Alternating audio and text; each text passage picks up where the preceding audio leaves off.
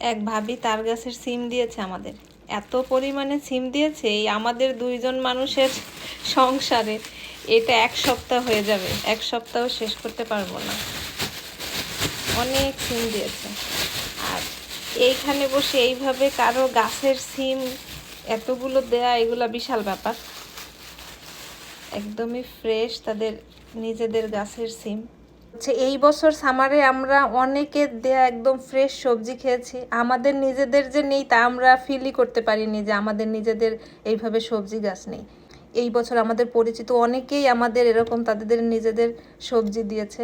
এই সিমটা আরুষির পাপার খুবই পছন্দ, সে তো বলছে একসাথে সেটা ভাজা খাবে, ঝোল খাবে, শুধু নাকি সিমেরই রেসিপি হবে 2-3 দিন আমাদের বাসায়। তাই প্রথমেই সিম আর আলু ভাজতেছিলাম, আমি বেশি করে সিম দিয়েছি, আলু দিয়েছিলাম একদমই কম। আর নামানোর আগে একটু ধনেপাতা দিলে এই সবজিটার টেস্টটা আমার কাছে মনে হয় আরও বেশি বেড়ে যায়। আজকে রান্না করছি সিম আলু দিয়ে কই মাছ। সিমটা একটু হালকা করে ভেজে নিয়েছি, তারপরে আলুর মধ্যে দিয়ে ভালো করে কষিয়ে নেব। এই সিমটার একটা পারফেক্ট সাইজ, আমার আর কাটাকুটি করা লাগেনি একটুও। সাইজটা এত সুন্দর যে কোনো কাটারই দরকার হয়নি, আস্তে আস্তেই দিয়ে দিলাম।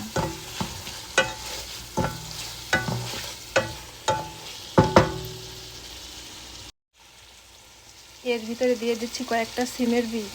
আমার সিম থেকেও সিমের বীজ খেতে বেশি ভালো লাগে, সিমের আঠি যেটা।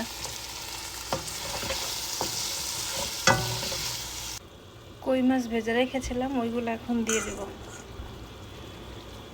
এবারের মাছের সাইজগুলো 2-1টা বড়, আর বাকিগুলো সবই ছোট ছোট সাইজ, এরকম সাইজ। একটা প্যাকেটের মধ্যে মোট 6টা কই মাছ থাকে। এরা এত চালাক, এই মাছ যারা বাংলাদেশ থেকে পাঠায়, প্যাকেটের উপরে 2-3টা মাছ হচ্ছে একটু বড় সাইজের দেয়, আর ভিতরে থাকে এইটুক সাইজের মাছ থাকে ভিতরে।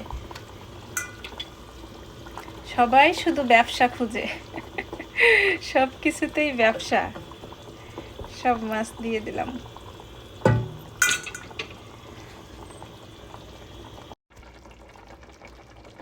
রান্না প্রায় শেষের পথে, এখন একটু ধনেপাতা দিয়ে নামিয়ে ফেলবো। আমার ঠান্ডা লাগার কারণে আজকে আর কোনো ঝোলের ভালো মন্দ বুঝতেছি না, লবণ হয়েছে কিনা তাও বুঝলাম না, কিছু করার নাই, টেস্ট বুঝতেছি না। আশা করি হয়েছে লবণ, না হলে তো আর কিছু করার নাই, বেশি হলেও কিছু করার নাই।